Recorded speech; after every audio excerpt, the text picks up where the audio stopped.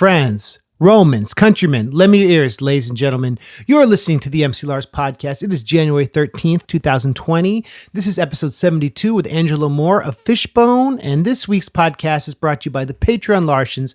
As always, shout out to the new ones, Joshua, Andrew Kessel-Run, and Alexander Hurst. Shout out to the old ones, Chad Walker, Jen Barrick, and Todd Silverman. Y'all make this show possible. Thank you for your support and your love. I'm going on tour with Schaefer the Dark Lord and the Double Clicks on the Baby Yoda 2020 campaign trail. That starts next month. Nerdcoretour.com for dates and tickets. We'll be on the East Coast and the Midwest. We'll be in the South a little bit. And it's 3 weeks on the road. Let me just go over the dates real quick. February 5th, Boston. February 6th, Brooklyn. February 7th, Philly. February 8th, Baltimore. February 9th, Carrboro, North Carolina. February 11th, Orlando. February 12th, Atlanta. February 14th, Austin, Texas. 15th, Dallas. 16th, Oklahoma City. 17th, the Double Clicks join us, Kansas City. The 19th, Minneapolis. The 21st, Chicago. 22nd, Cleveland. 23rd, Ann Arbor. 25th, Columbus. 26th, Rochester. So, nerdcoretour.com for tickets. Got a lot of surprises. Schaefer and I are putting out a compilation album with all our songs we've done together and a new one. So check that out. So Angelo Moore. So I met this dude on Warped Tour 2011, Dr. Mad Vibe. That's the name he goes by as a solo artist. He was hosting the Skull Candy stage and doing a little set and just doing his thing. So we talk about that. We talk about what it's like being an artist who's been doing this for decades and just his hopes for the new year. So let's get into it. This is my interview with Angelo Moore of Fishbone.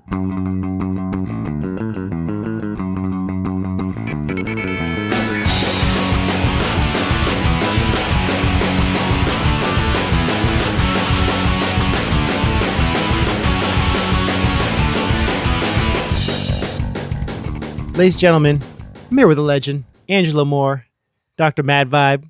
We met in 2011, and we were just talking about that, but you meet a lot of people. Oh, my God, yeah. I meet a lot of people, man. It's a trip. Sometimes when I think about it, it's kind of staggering.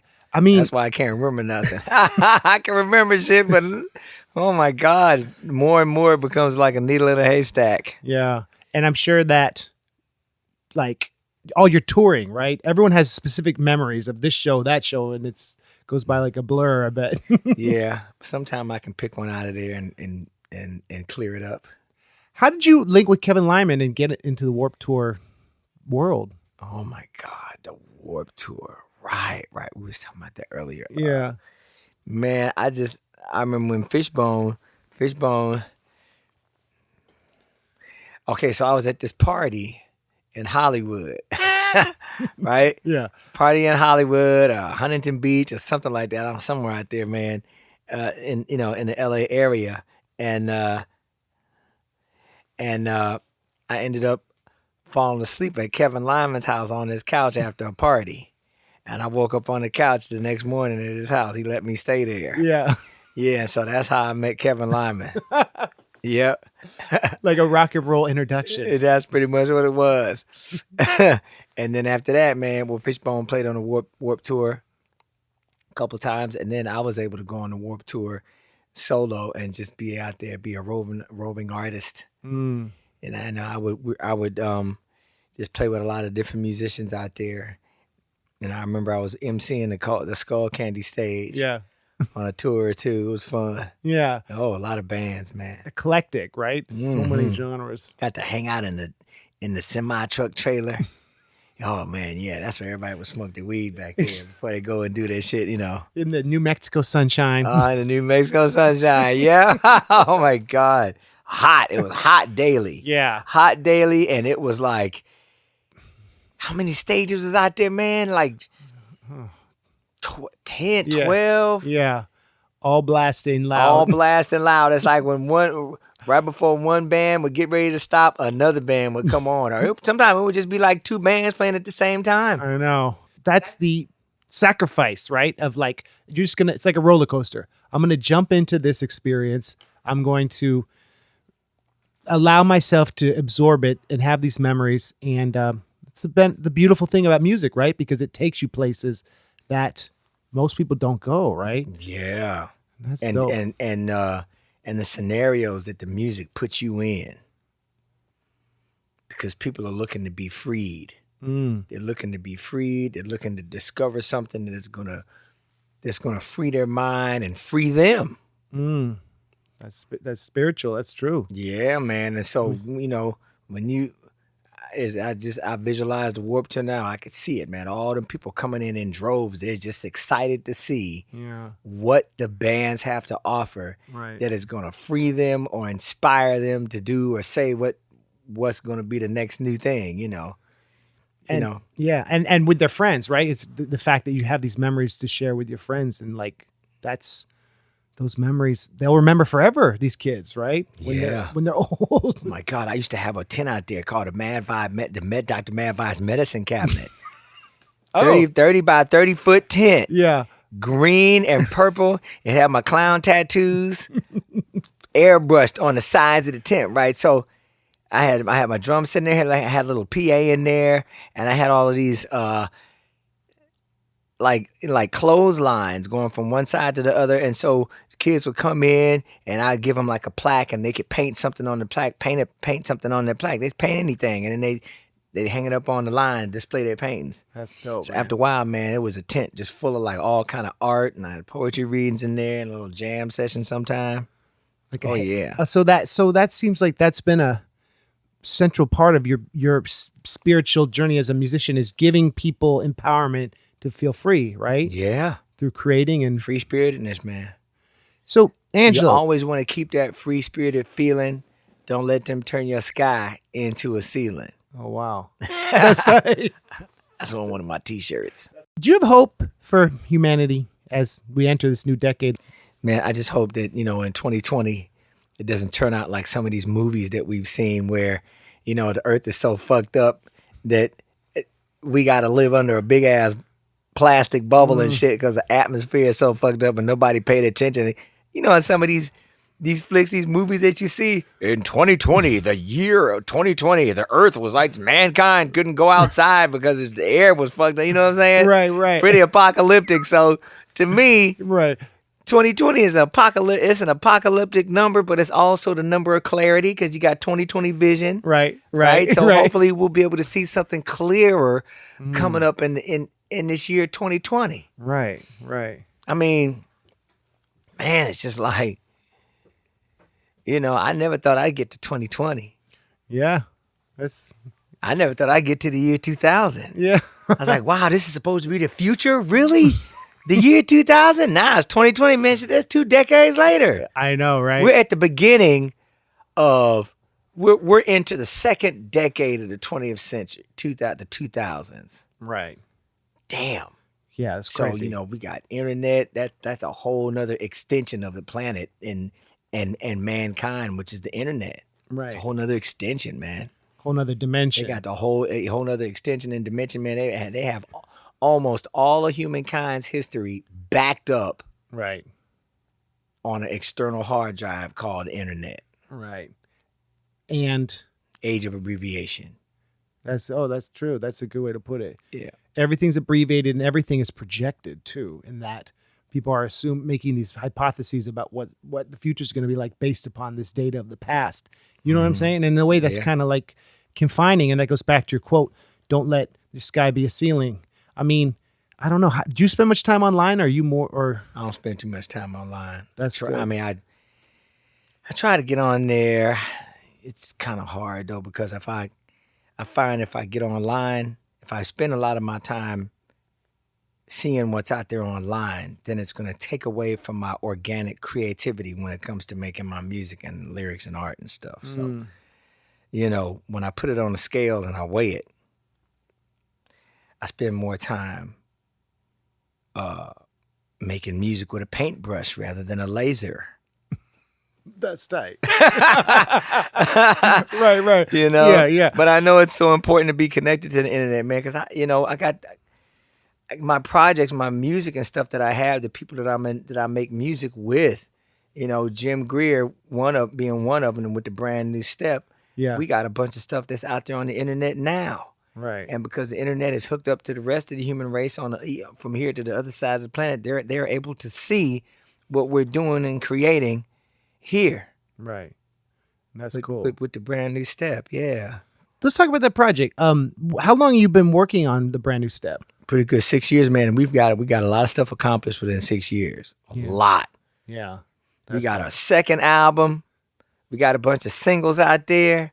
We got some videos out there. We got a website, Angelo Moore and the brandnewstep.com. We've been able to collaborate through the Brand New Step. We've been able to collaborate with a lot of different musicians and artists, man, here in the Bay Area. It's all started in the Bay Area. That's cool. Yeah, and then, you know, some of the people that we've collaborating with, like all the way from like Jersey, the Carolinas. Mm-hmm. Where are you based these days? I'm in Los Angeles. Okay, so you come up here to work on this project up here. Yep. Occasionally. Yeah. Where were you born? L.A. Okay, so LA's home. LA's home. Yeah. What do you love about LA? Oh my God. I just want to say, listen to the song. We got a song. Listen to the song. Well, we got a song.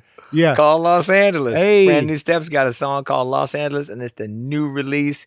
And it has me talking about, I guess, in an abbreviated way, because if I try to talk about a city or a metropolis like LA, man, that shit would take, I couldn't do it all in one day. Right.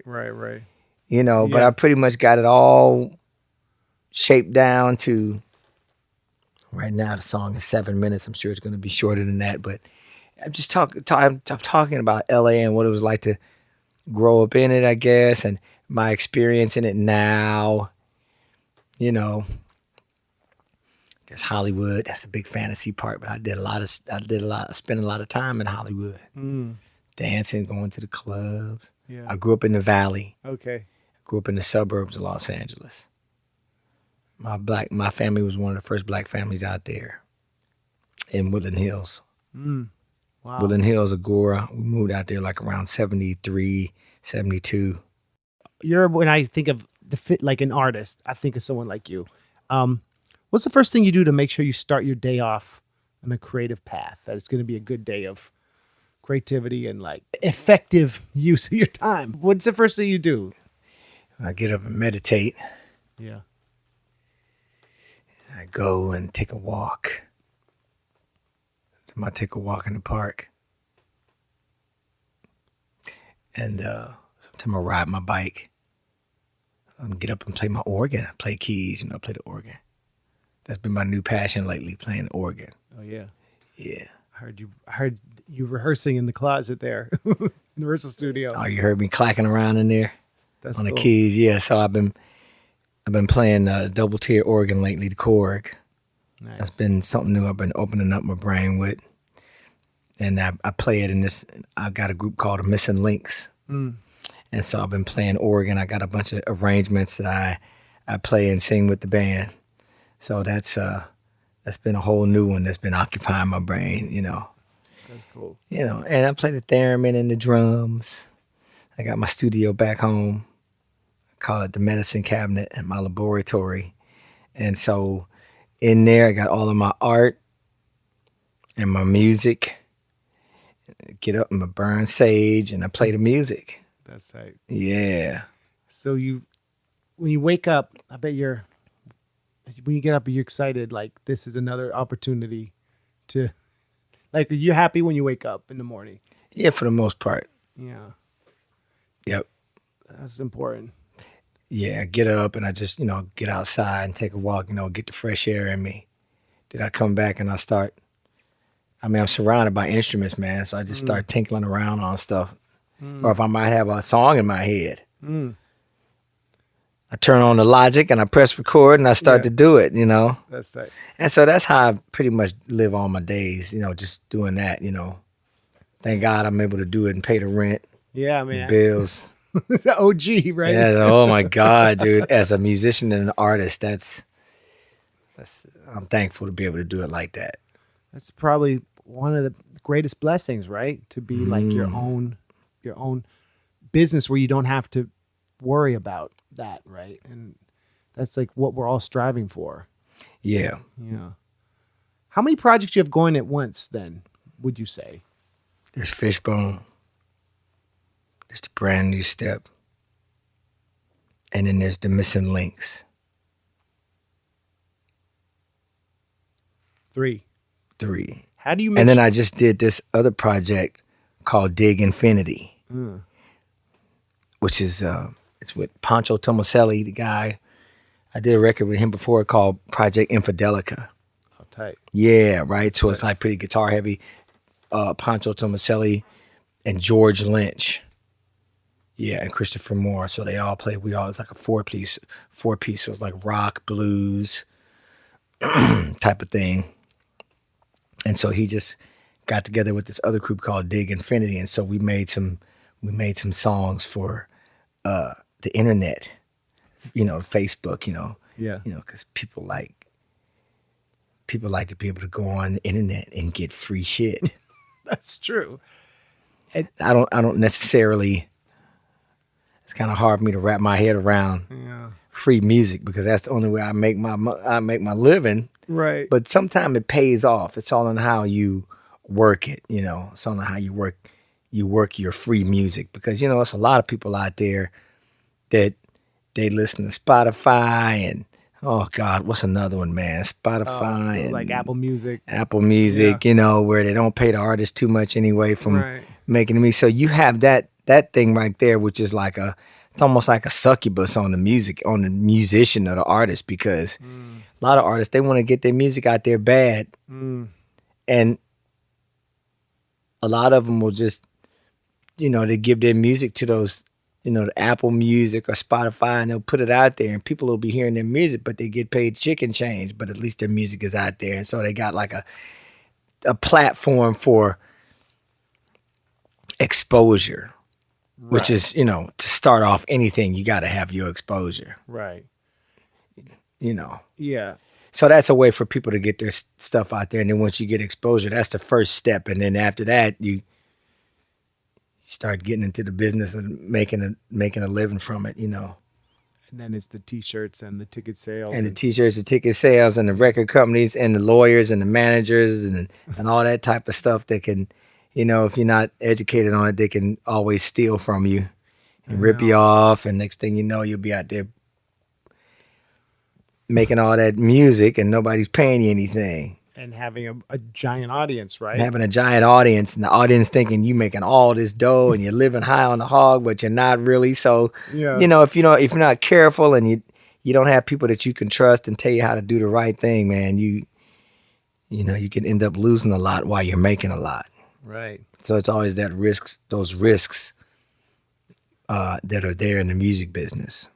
So what are some ways you were able to navigate all this and stay successful and a happy, grounded person when so many people don't follow through on their dreams like you have? How have you been? It's a big question, but what are some ways you've been able to stay focused, stay in the game so long? Well, thank God I have other people that are in my life that see my vision with me. And they see the vision, and they believe in it, and they want to help me get over the hump with my vision because they believe in it too. And then I get to help them too, in return. But thank God there's people out there who believe and understand what I'm doing. And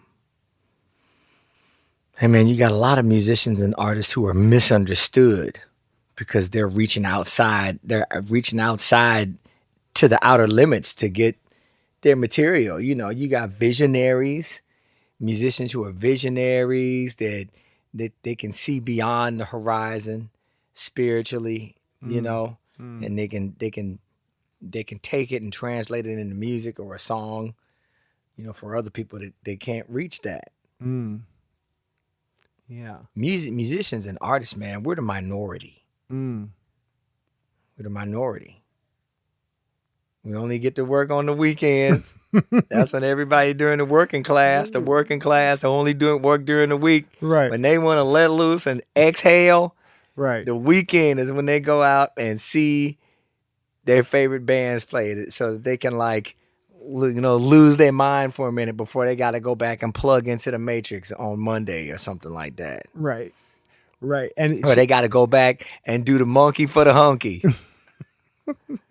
Now I got a video I just put out called "Doing the Monkey for the Hunky." Oh wow! Yeah, man, it's out now. Okay, it's out now. We gotta plug that. Yeah, it's out now on YouTube. Okay, and I did it with this animator called Joe Horn. Yeah, how'd you link with Joe Horn? Joe Horn, hey, he's been around for a long time, man. He was affiliated with Cartoon Network and Swim, Adult Swim. He did the animation for Andre 3000's cartoon. Oh, tight. Yeah. That's awesome. So he came up to me and said, Angelo, you give me a song, man, I will put together a video for it. I was like, okay. That's tight. I just gave it to him, not really thinking he was going to come back around. Man, that motherfucker came back around with a whopper. Oh my God, he dude. did it justice. Ooh, he did it justice, man. And so the song is about bigotry and discrimination and racism in the corporate workplace. That's heavy, man. Yeah, and so I wrote about it. How can people help fight racism? I know you're a spiritual person. Man, I just think everybody needs to love one another, man. Don't let your eyes fool you.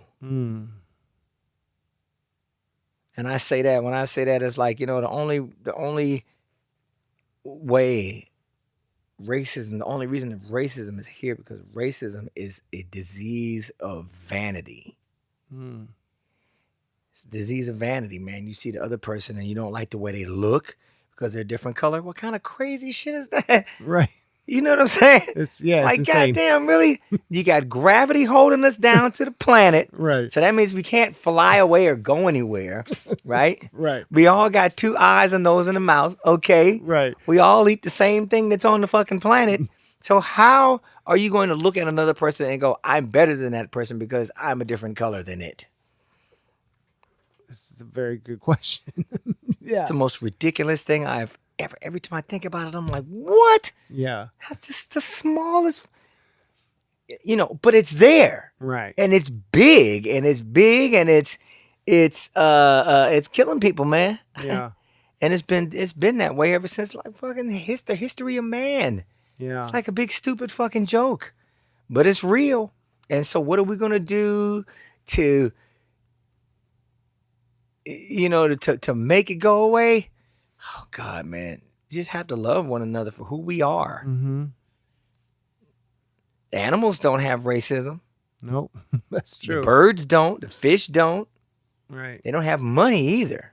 Right. You don't have money with a person's face on it that says, this person right here on this dollar bill represents the person that is going to provide food for you and living and a roof over your head and clothes on your back. So this person is your God, right? So when you see that right there, even if it's just like a, when I take the dollar out of my pocket and I put it on the table to buy something, I automatically look at it, even if it's just a subconscious thing now. I was like, oh, it's meant to be like, oh, this is your master because your master's making it possible for you to be able to live in society, unless you just live off the grid like some of these people in a tent, because they're not with it. They won't tolerate it. It's like, fuck it, I'm gonna live in a tent. I'm gonna live off the grid and live how I'm gonna live, regardless of whether I have these pieces of paper to get what I need to get or not. Right. Yeah. So that's another example of, like this shit on the news the other day. I was looking at it this morning. Somebody went into, God, what was the name of this place in Texas? I can't remember. Whitesworth or something like that. Some kind of name like that. Something weird like that. Yeah. Yeah, and the guy went in up there and shot one of the not pallbearers, but servicemen in the church or something. I forget the name they used, but man, that's grim. The guy died. Right. Both of them did. Right. And then they're showing the daughter, oh, that was my dad. The dad is dead now because of like some racist or religious disagreement. That's insane. And you're supposed to be able to go to a church, for protection and prayer. For sanctuary. For sanctuary, Yeah. right. I don't know, man. Yeah. I guess you just got to keep praying what you believe is right. Do you believe in God? Yeah. Yeah, me too. Yeah. Were you raised in going to church, or something you just found on your own, or? Well, I was Jehovah's Witness for 13 years. Mm. When the whole family started out, it wasn't really too religious, And then my mom discovered Jehovah's Witnesses. Mm. And so then that came into the picture. That was the religion. That was the form of religion that came into the picture. And then divorce came after that. Mm. But yeah, the religion. Religion's good, but not in excess. I hear you. Right? Because you're talking about how people see different colors. They feel that vanity. I think maybe sometimes people believe one thing. There's a vanity of perspective, right? Yeah, there's a vanity perspective, right? Yeah. Definitely, for sure. Yeah. That can make people turned off to the idea of a God, right? Or idea of a higher power. Mm-hmm. And I think for me, something that breaks down the barriers is music, right? That's right. Because all people can come together under great That's song. the one thing that God gave us, which is like the combination to unlock it, all the bullshit. You know what I'm saying? Right. God damn, dude! I remember Fishbone, man. Fishbone, we get skinheads at our concert. Right. Wow. Yeah. They come in, the music would start. Oh, you see him out there in the mosh pit fucking losing it, Right. These are the same guys talking that racist shit, but then when they come into the show, it all changes. Right. So see the magic that the music does. That's what's up. And maybe to be forever changed, to see that. And hopefully to be forever changed. Yeah, man. And I know we've had those results here and there, so that's it's good. That's cool. That's why I like being in the business of music, man. Because you have that, people don't forget those moments, right? Yeah, they don't forget the moments, and you get to channel the music, which is that that gift that God gave us. Mm-hmm. And some of us have a channel or a window that opens up enough, or antenna, to where we can get them signals out there from the universe, that we can get it and catch it and translate it through through the music.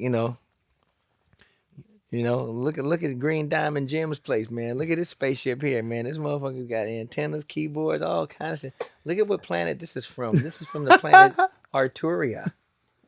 Yeah, Jim's studio, Jim's studio is like the Millennium Falcon. Always get you there. Wait, the Millennium Falcon, is that a Star Wars ship? Yeah, Han Solo. Han Solo, there you go. That's right. You have a lot of punk rock people talk about Fishbone as a informative band, the way you guys merge hardcore and funk and all these different genres in a way that you've made this resonance. People remember you. You guys are legendary. And I wonder, when you started out, did you ever imagine your project would reach so many people and connect so many scenes? And how do you think, when you think about your legacy, do you ever think about it, or did you just keep going? Man, I just keep going. Yeah. I keep going because I've never quit. Right. We've had guys in Fishbone quit and come back, and then we had a whole different. We had the special services, Fishbone Special Services chapter of all the different guys. And when the original guys quit, we had a whole nother group of guys come in and keep it going. Yeah.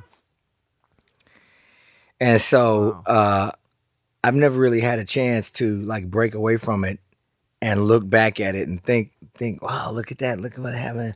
No, I just have to keep going. Me and Norwood, he's been there since the beginning. Yeah. So we just keep going.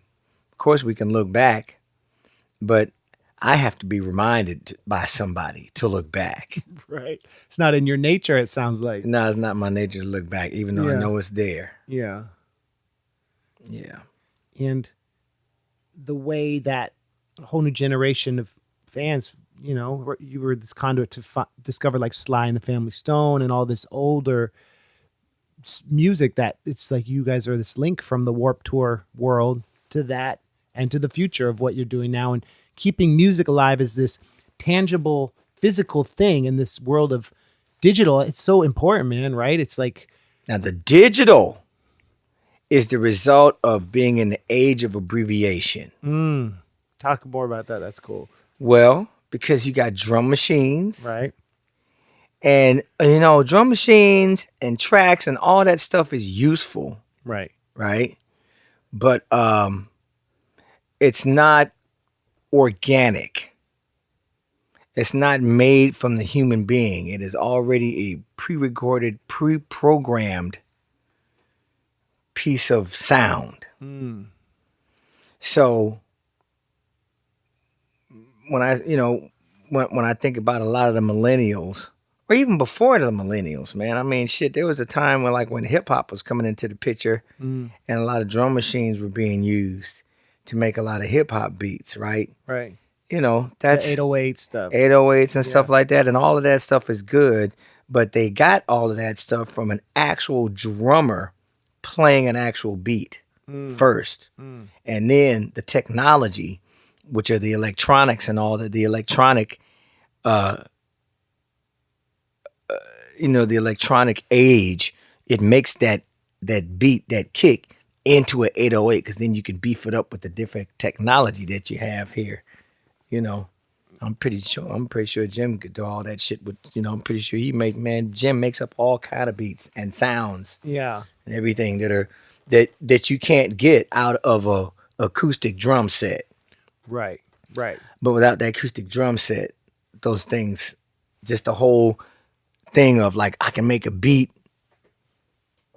or a different beat or a rhythm, and you use your technologies to make those beats and rhythms, you know. Right. Yeah. Yeah. I mean, so it sounds like you're talking about that abbreviation cuts that umbilical cord of the human, the connection to what's human, right? The need of a human being. And the heartbeat. And the heartbeat, yeah. That's and the rhythm, you know, the actual human rhythm. Right.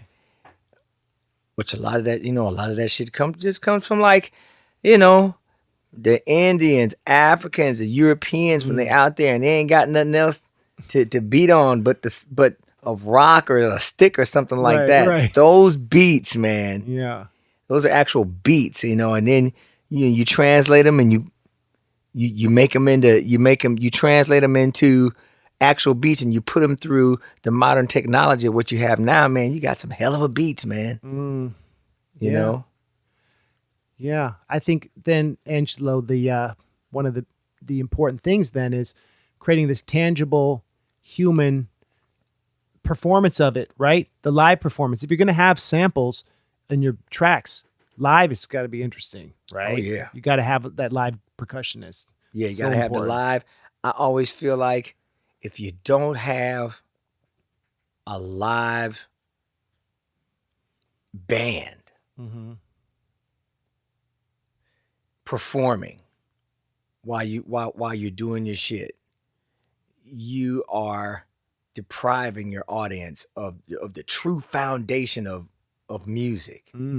Tracks and samples and stuff like that is like icing on the cake, and it's important to have that icing on the cake, man, because everybody loves that special flavor. Sure. Everybody wants to be able to step into the spaceship and fly out there and see the lights go flying by, blurring by you and shit. You know, what is it? Sensory overload, you know? Right. That's what I like, man. Yeah. I want to be able to go down, get on a roller coaster and fly upside down, and all of that stuff.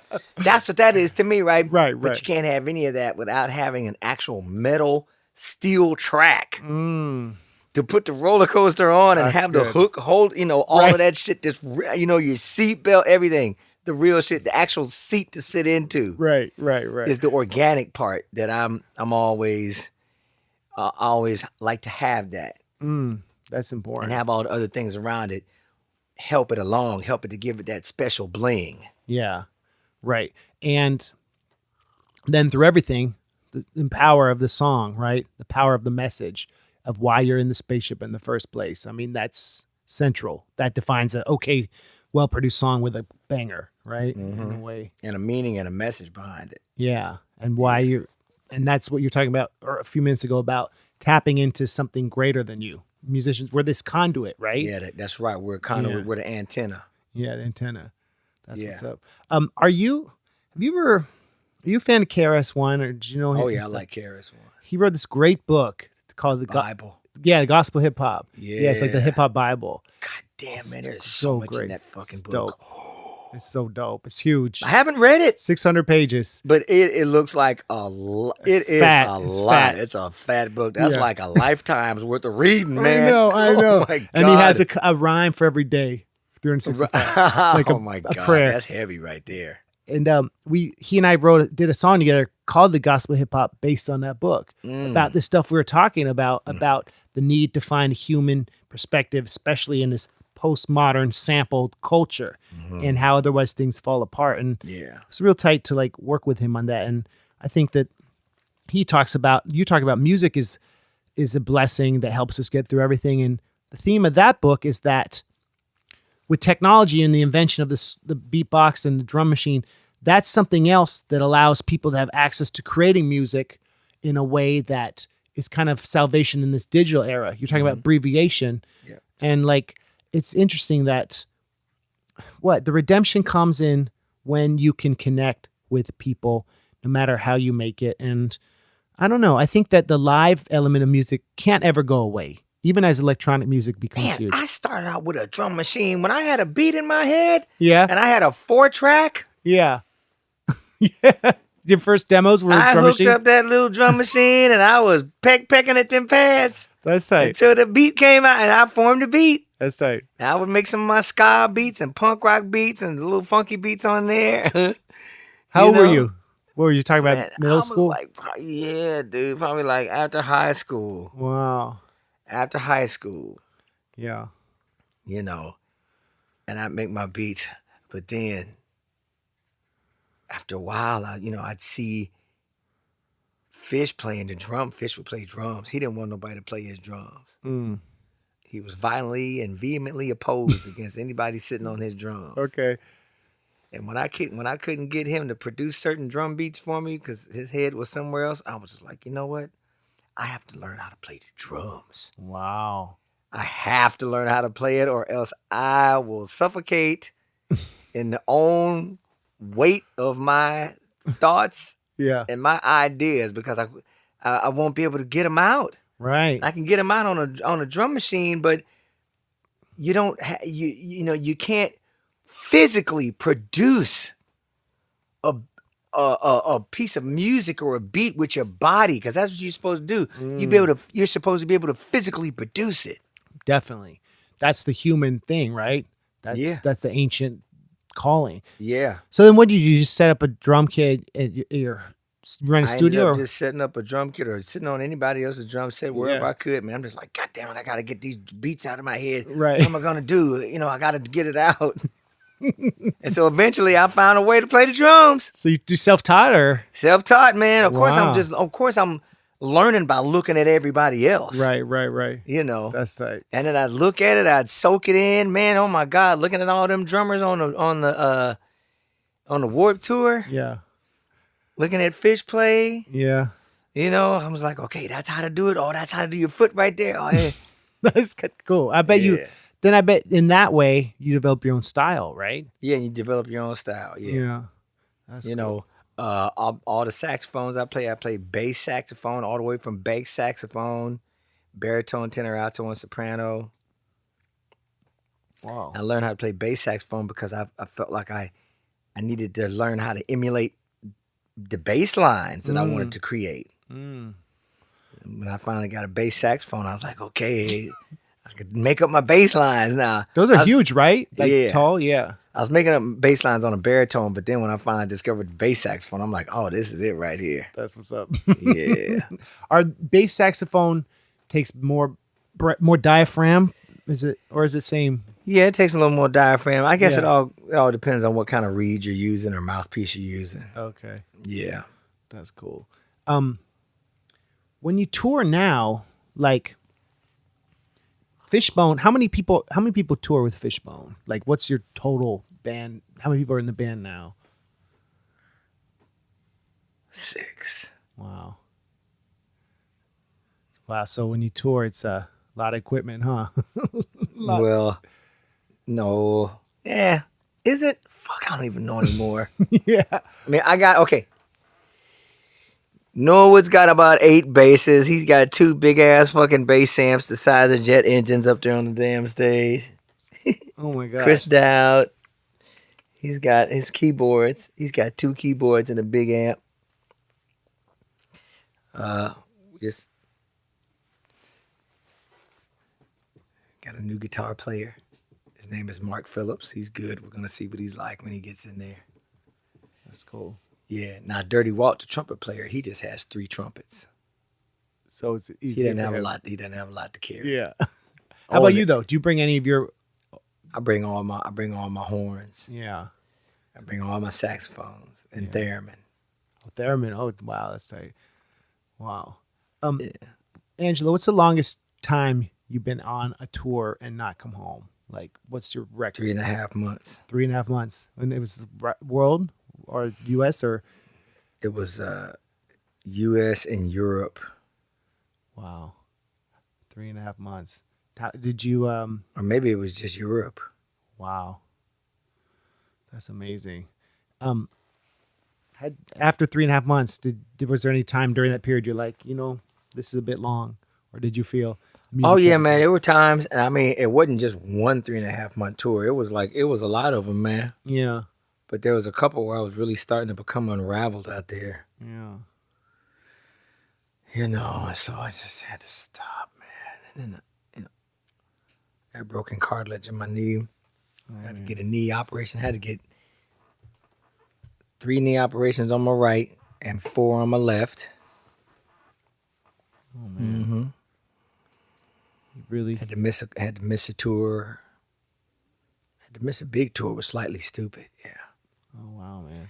But it was just God telling me that I had to slow down because I'm just out there too long.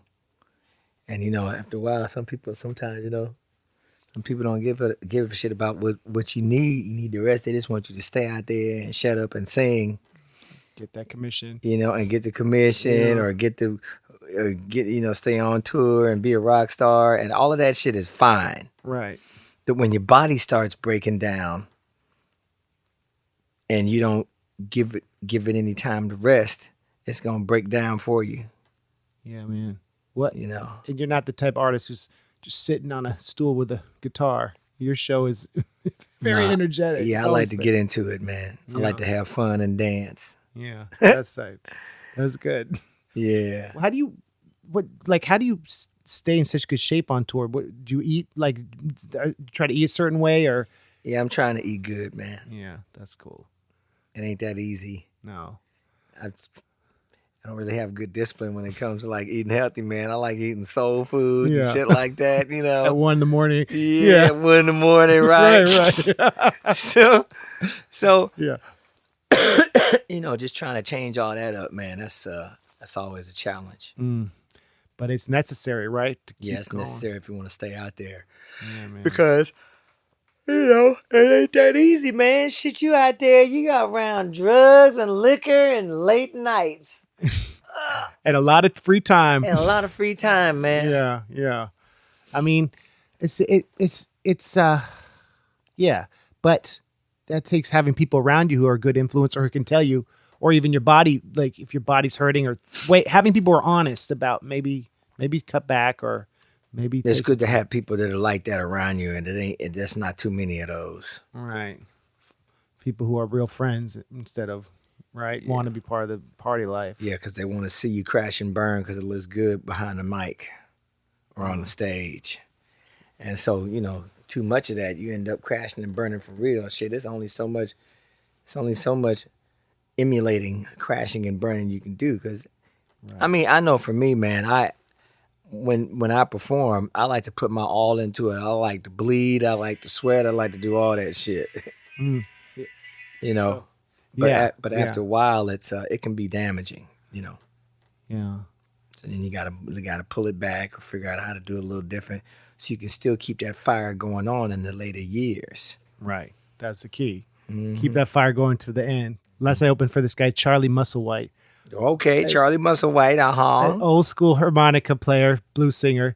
And the fact that he's been doing it for decades. That's an OG. And his show was great. And it was cool. Harmonica player. Yeah, playing harmonica and singing blues. And he killed it. He's 74. He had a great band. And it was just inspiring. He just did an album with Ben Harper. And it was inspiring to see like this guy who still doing and loving it in his 70s. And like, there's not a lot of artists who can make it that far and tour for a living, you know? Man, you truly got to love your music. Yeah. You got to love your music and you got to take care of yourself if you're going to be on tour because, you know, when you're a person of the world, you know, when you go out there and touring and playing your music in front of people and with people and for people, you're putting yourself out in the public, man, but you could easily get all your blood sucked out of you. And your soul too, right? And your soul. Yeah. You know, because you're giving your soul, first of all. I know. Yeah. You're giving your soul. You know, that's the only way I know how to do it. So, and I know I like musicians and artists that really give their soul when they're putting their music out there, you know. Yeah, and you know what else, Angelo? It's the number one commodity, which we have the most priceless thing, your time, right? Yeah. Your time is the most important thing. Yeah.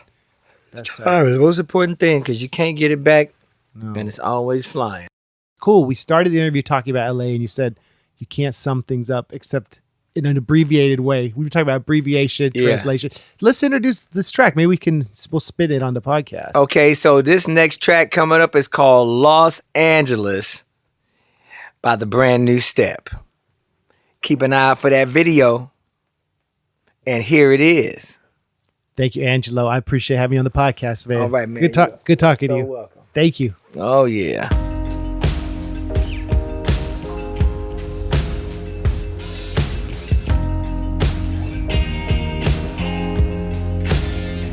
Los Angeles,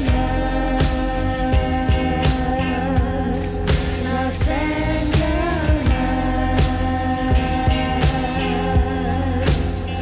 Los Angeles, Los Angeles,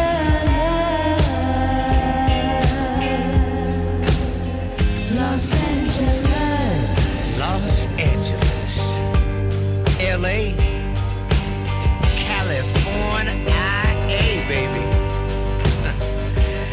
And as I look down from the guts of this heavy metal bird I'm in, I feel uninspired by fascism and cops I know are down in the futuristic Wild West with limitations and almost martial law and robots with badges and quick draw McGraw, just lights and glitter and garbage underneath, and the raging oppressed with razor sharp teeth. Los Angeles, yeah. Los Angeles, we change forever. We are one together. Gentrification in the city, in the valley. We are one. I took it too far. In the city of stars and all the broken hearts, we are one. We are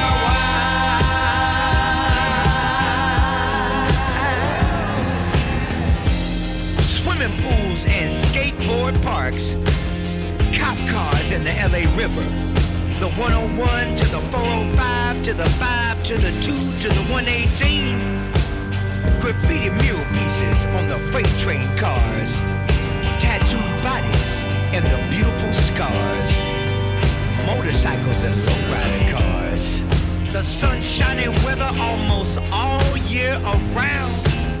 On the boardwalk, on Venice Beach, at the museum or the amusement park. The Sunset Strip, the La Brea Tar Pits, to the beautiful watchtowers, Echo Park, and Skid Row. How low can you go when there's nowhere to go? Let's go downtown to the District of the Arts, where the magical subculture happens after dark. So let's take it slow. Breathing you in. We took it too far in the city of the stars. All the broken hearts tossed into the blender. Politely glitter. As it slices you a piece of the pie in the sky.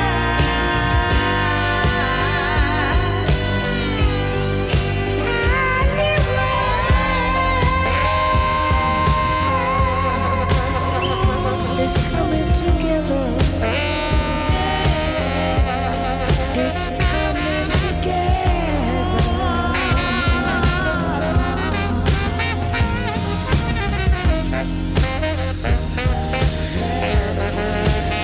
It's coming together. It's coming together.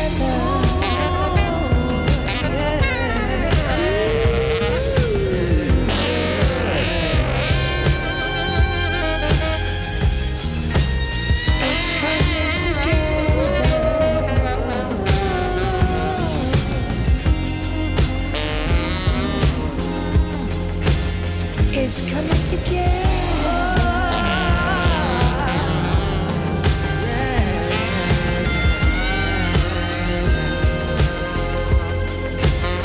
Los Angeles. It's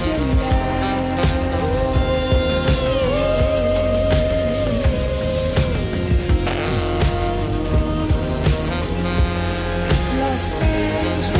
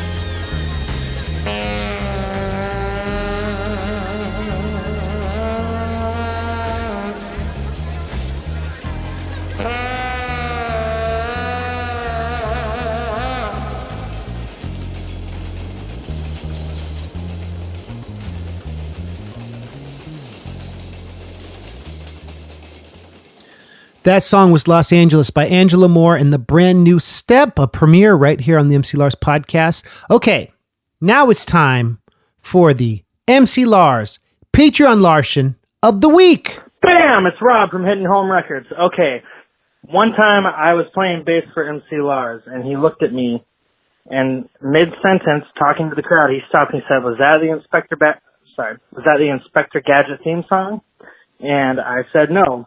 And then for the rest of that tour, I played the Inspector Gadget theme song, but I don't think that Lars ever noticed. One of my favorite memories of MC Lars was when he told us that he was going to propose to Ashley. It was at the end of a tour. I was with a band called Big O. We were opening for MC Lars and Mega Ran on a nationwide tour, and also playing with Lars on the same tour. And on the last night of the tour, we played at the bottom of the hill in San Francisco, and Lars came up and told us he was going to propose. I think this was that tour. Yeah, he told us he was going to propose. And then as we drove off to go back home from this month-long adventure, Lars ran after our van, smiling and waving, and it was wonderful. And MC Lars is one of the most genuine and best people I know in the music business. Yeah, that's pretty much it. Bye. Thanks, Rob. You get a free t-shirt. That's a beautiful memory. I enjoyed touring with you. Thanks for calling into the podcast. It's always awesome to hear a friend coming and giving their support. If you want to be on the MC Lars podcast, leave a shout out. Join the Patreon, patreon.com/MCLars. You get a free t-shirt if you call in, and there's a special phone number where you can leave a message. Next week, we got Doc Pop, nerdcore legend, game designer, marketing guru, rapper, chiptune artist. We talk about his upcoming Kickstarter campaign and his music. So tune into that. Thank you, Angelo. This is the MC Lars podcast. We'll see you next